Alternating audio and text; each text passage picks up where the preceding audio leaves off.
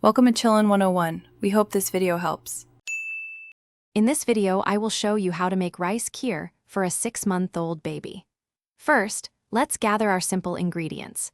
You'll need 1/4 cup of rice, 2 cups of whole milk or formula, and 1 tablespoon of jaggery or date syrup for a touch of natural sweetness. Don't forget a tiny pinch of cardamom powder to enhance the flavor. This recipe is designed to be gentle and nutritious for your little one. Now, let's prepare the rice.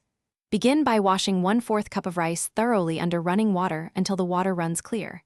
Then, soak the rice in water for at least 30 minutes. This helps it cook faster and become softer. Next, cook the soaked rice with 1 cup of water until it's very soft and mushy. Finally, mash the cooked rice really well to achieve a smooth, baby-friendly consistency. Once your rice is mashed, it's time to combine everything. Add the 2 cups of whole milk or formula to the mashed rice in a saucepan. Stir in the 1 tablespoon of jaggery or date syrup, ensuring it dissolves completely. Now, sprinkle in that tiny pinch of cardamom powder.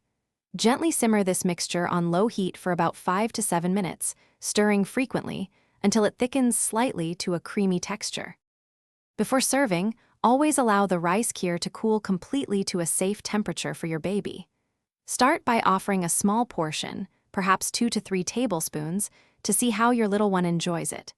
If you have any leftovers, store them in an airtight container in the refrigerator for up to 1 day.